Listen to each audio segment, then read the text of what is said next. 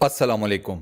जो लोग ये समझते हैं कि आने वाले दिनों में ये दुनिया किसी अमन की तरफ चली जाएगी, दुनिया की हालत बेहतर हो जाएगी, तो वो लोग गलत सोच रहे हैं। चाहते ना चाहते हम लोग अब जंगों के जमाने की तरफ बढ़ गए हैं। साउथ एशिया सी के अंदर आप जानते हैं चाइना और अमेरिका एक दूसरे के आमने सामने हैं। हमारे पड़ोस में चाइना और इंडिया एक दूसरे के आमने सामने हैं। इस वक्त इंडिया के अंदर सूरत हाल ये है कि इंडिया की स्टैब्लिशमेंट, इंडिया का मीडिया, इंडिया की आर्मी, इंडिया की रूलिंग एलीट, हर कोई ये समझ रहा है, इस बात की तरफ इशारा कर रहा है, बल्कि इसके बारे में साफ बात करता हुआ नजर आता है कि आने वाले कुछ अरसे में इंडिया को चाइना और पाकिस्तान दोनों के साथ एक जंग लड़नी होगी। भारतीय आर्मी चीफ का भी सेम बयान सामने आ चुका है कि आने वाले दिनों में चाइना के साथ भी लड़ाई होगी, पाकिस्तान के साथ भी लड़ाई होगी। हमारे इस खित्ते में जो जंग होगी वो है जिसके बारे में रिसालत माब सल्लल्लाहु अलैहि वसल्लम आज से 1400 साल पहले बिशारत दे गए थे। आज से तकरीबन 900 साल पहले नेमतुल्लाह शाह वली साहब ने भी इस जंग के बारे में पेशन गोइयां की हैं। नेमतुल्लाह शाह वली साहब ने जिन इलाकों के बारे में, जिन जगहों के नाम लिए हैं कि वहां पर जंग होगी, वो इलाके हैं तिब्बत, नागा पर्वत, गिलगित बल्तिस्तान, लद्दाख, चतराल, ये सारी बेल्ट। आप बड़े अच्छे तरीके से जानते हैं कि इस वक्त इंडिया और चाइना के दरमियान जो हालात कशीदा हैं वो किस इलाके में है, वो कौन सी बेल्ट बनती है। ये तमाम इलाके जिनके मैंने आपके सामने नाम लिए हैं ये उसी बेल्ट के अंदर आते हैं। लद्दाख के अंदर इस वक्त ताजा तरीन सूरत हाल ये है कि इंडिया ने चाइना को कोई भी इलाका देने से साफ इनकार कर दिया है। ये बात अपनी जगह मौजूद है कि दोनों ममालिक के दरमियान एक मुआहिदा तय पा गया था। इंडिया ने कहा था कि आप हमें इन इलाकों के नक्शे दें जो आप ओन करते हैं, हम इन नक्शों के ऊपर गो थ्रू करेंगे, हमारी हुकूमत इसके ऊपर बात करेगी, हुकूमत आर्मी को इंगेज करेगी, हम इन सारे मामलात को डिस्कस करेंगे और उसके बाद थोड़े बहुते इलाके आपको वापस कर देंगे। इस शर्त के ऊपर चाइना ने इंडिया के साथ डील कर ली थी, मुआहिदा कर लिया था। अब हस्बे मामूल, हस्बे आदत इंडिया अपनी कही हुई बात से वापस मुड़ गया है। China from the day one एक ही बात कर रहा है कि हमने अपने इलाके लेने हैं। इसके अलावा चाइना की इंटरनल पॉलिसी ये भी है कि वो सिर्फ अपने आप को लद्दाख तक महदूद नहीं करेगा, वो इंडिया के अंदर और जाएगा। चाइना का प्लान मजीद इंडिया की कई रियासतों को फतह करने का है। इंडिया इस बात को भी ऑन करता है कि इस वक्त हमारे इस खित्ते में एक गोल्डन रिंग बन चुका है। इस गोल्डन रिंग में ममालिक हैं Pakistan, China, Russia, Turkey, Iran. इसमें कोर एलिमेंट भी है जिसके बारे में इंडिया बात नहीं कर रहा, लेकिन वो एलिमेंट अपनी जगह मौजूद है और उसकी मौजूदगी बेहद ज्यादा स्ट्रॉन्ग है। मैं उनको जाती तौर पर कहता हूं अफगानिस्तान के दरवेश, वो लोग जिनके पास अल्लाह के नाम के सिवा कुछ नहीं था,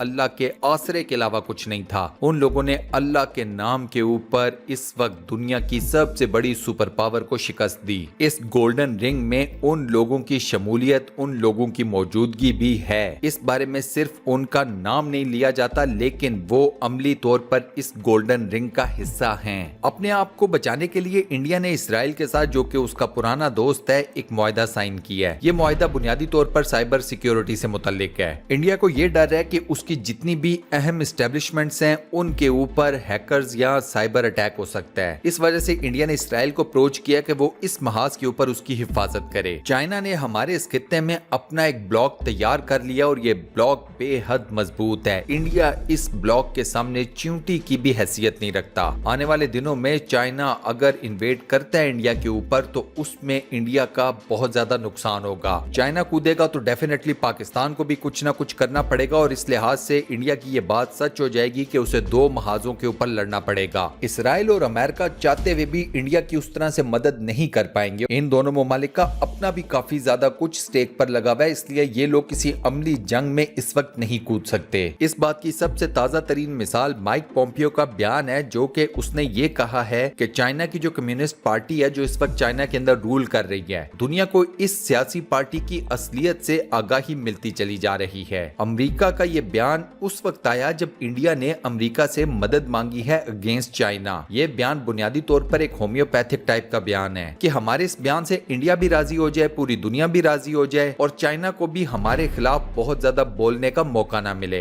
अब आने वाले दिनों में देखना यह होगा कि चाइना इंडिया के इस बयान ایران کو کہ وہ لداخ کے اندر اور فنگر 4 کے جتنے بھی ایریے ہیں ان کو کسی بھی ایک ایریے کو چائنا کے حوالے نہیں کرے گا۔ چائنا اس پر کس طرح سے رد عمل دیتا ہے وہ آنے والا وقت بتائے گا۔ یہاں پر آپ دوستوں سے سوال کروں گا کہ چائنا کیا بھارت کے اس طرح معاہدہ توڑنے پر اور یہ بیان دینے پر کہ وہ کوئی علاقہ خالی نہیں کرے گا چائنا کے لیے، کیا چین انڈیا کے اوپر حملہ کر دے گا یا نہیں؟ میری ذاتی رائے میں تو کافی سٹرونگ چانسز ہیں کہ چائنا ایٹ لیسٹ لداخ کے ایریے کے اندر انڈیا کے اوپر حملہ ضرور کر دے گا۔ مگر آپ لوگ اس کے بارے میں کیا سوچتے ہیں؟ مجھے اپنا جواب کمنٹ سیکشن میں ضرور بتائیے گا۔ اس ویڈیو کو لائک ضرور کیجیے گا، اپنے سوشل میڈیا اکاؤنٹس پر شیئر ضرور کیجیے گا۔ انشاءاللہ اگلی ویڈیو میں ملاقات ہوگی۔ اللہ حافظ۔